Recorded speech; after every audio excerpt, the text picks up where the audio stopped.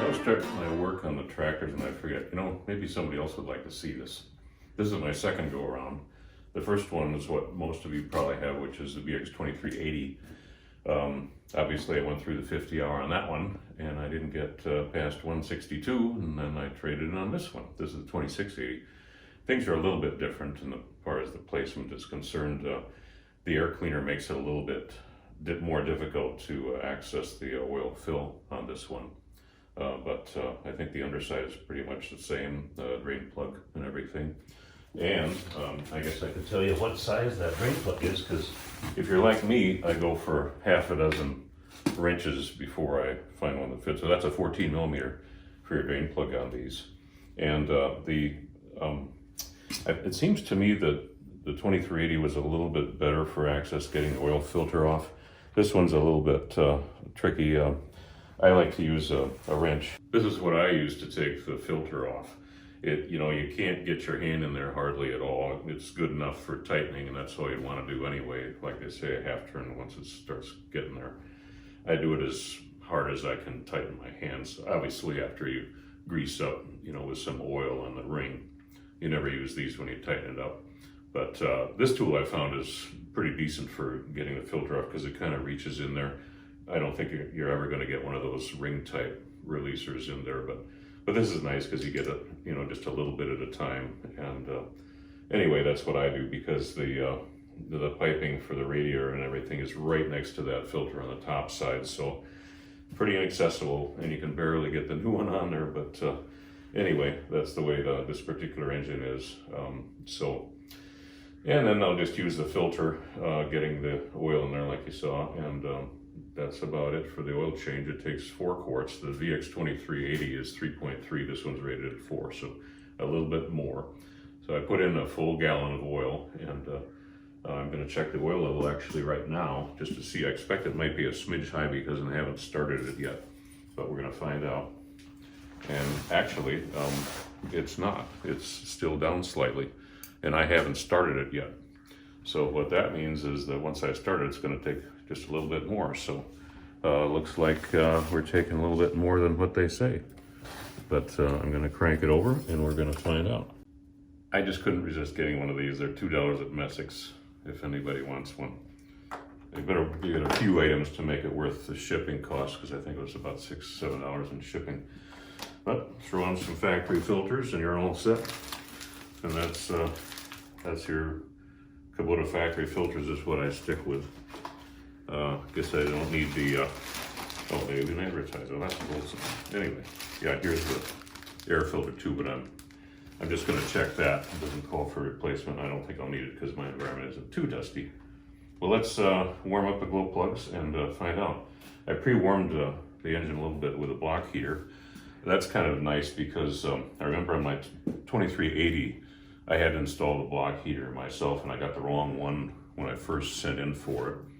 And what happened is they sent me one that actually fits a 2680. It's threaded. There's no threads to put in a block heater on a 2380 engine. I should be quoting the engine numbers. What is it, a D901 or something? This is a D1000, 1005, I think. Oh, there it is right there. Yeah, D1005. So anyway, yeah, the 1005, I shouldn't say they come with them. The dealer put it on as part of the package, at least here in Minnesota. But it's much easier to put the block heater on this one than the 2380. On the 2380, you had to pull out one of the frost plugs. You had to pound that in. I put some sealing compound on there, and it went well, but it was scary because the fit is so tight. You end up having to use a socket and a sledge. And I just went in as easy as I could, and only used as much force as I could till I could see it bottomed out. That's it. I didn't need a crack block. But it worked out very well, and it worked fantastic. And these heaters are great. And if you're in a cold climate, I'd strongly recommend getting one, because, for example, before I plow in the wintertime, I'll throw the heater on for half an hour, maybe an hour, and you can feel. In one of my other videos, I actually took infrared temperatures just to evaluate what kind of progress it would make and how much time. So anyway, enough said. Let's get this cranked up here. So we'll get the glow plugs going and Let's run it a little bit.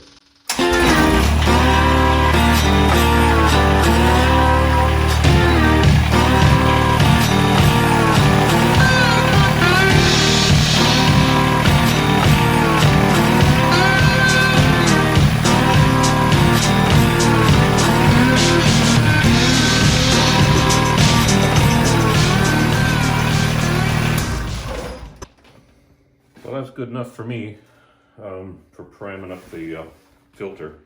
Like all filters, you can't pre-prime these because it's horizontal. There's very few vehicles anymore that have an oil filter that hangs down.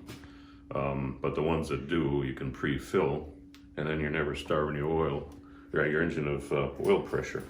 So let's take a look at this and see what kind of oil level we got. We know that we're going to need to top it off because it was low to start with. Even after putting that gallon in there, it's going to be a little bit lower now. So yeah, it's like right, I think that's right at our bottom mark there. Show me. So it was right just above that bottom mark, and there is the top mark. So we'll find out how much oil that really takes to top it off.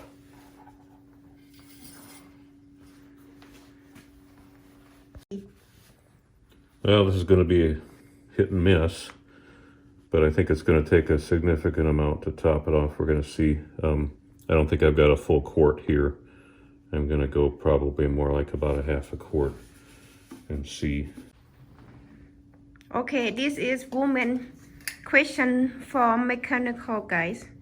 How many years or how many kilometers you have to change oil for tractor? Well, the tractor doesn't keep track of mileage. You really can't with a tractor because you're doing so much in forward and backward use and everything. So the way they do it is by the hour, the engine hour of service, how long the engine has been running. That's the only way that you can come up with a number, and that's the way everything is rated. All the maintenance schedules are based on hour, not miles. Do you have another tip for women own Kubota?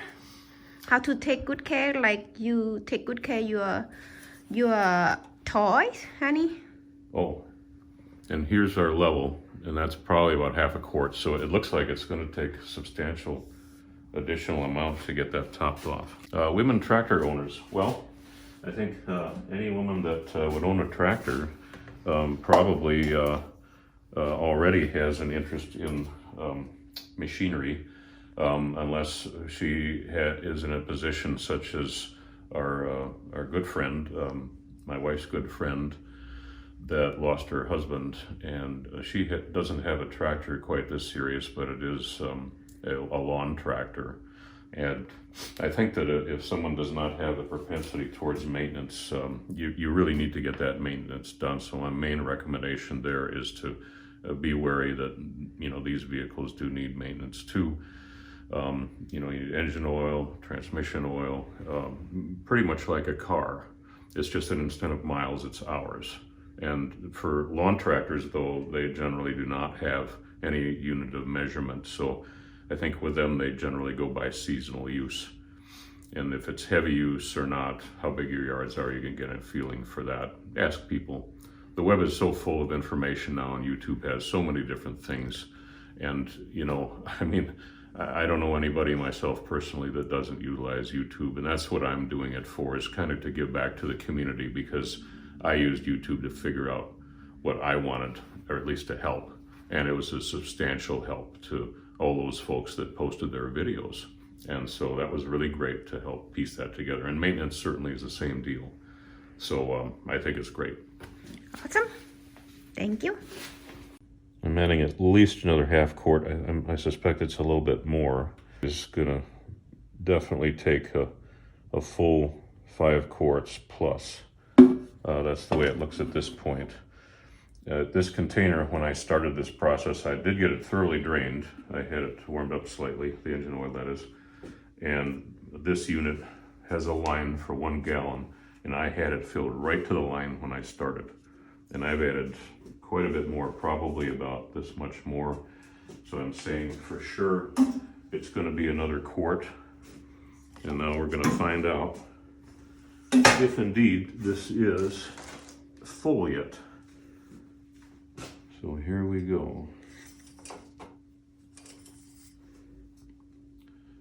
And we're pretty dang close, right there. Let me see. There's the mark. Hard to And see. I just got it Where up is the mark? slightly more. Where the mark? Here's where the Oh, hole is right yellow there. one? The hole? Honey, please.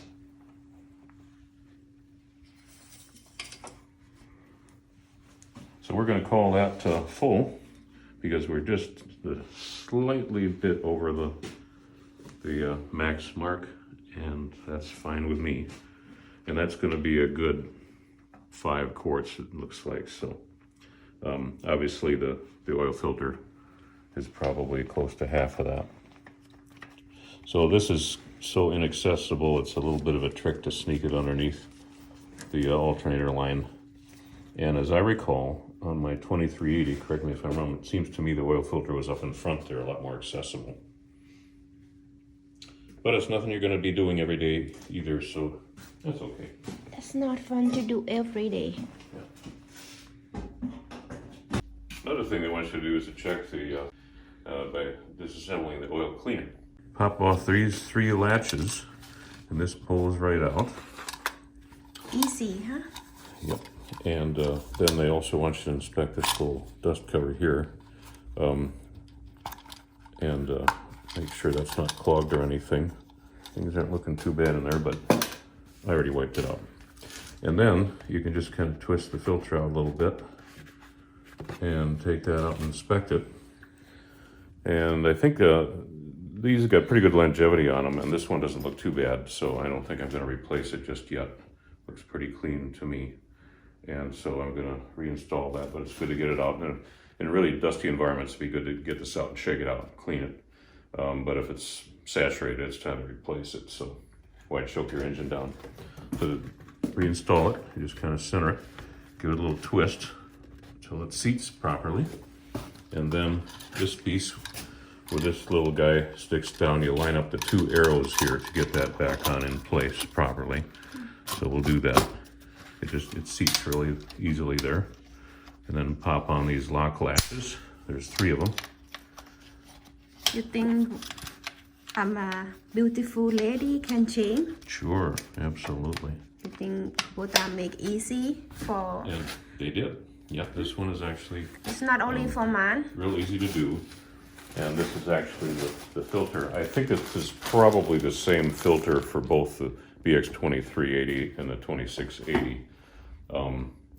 So you want to double check that, of course. And one of the differences on the BX 2360 compared to the 2380 is that the air cleaner is put in a different position here. So, but I believe it's all the same.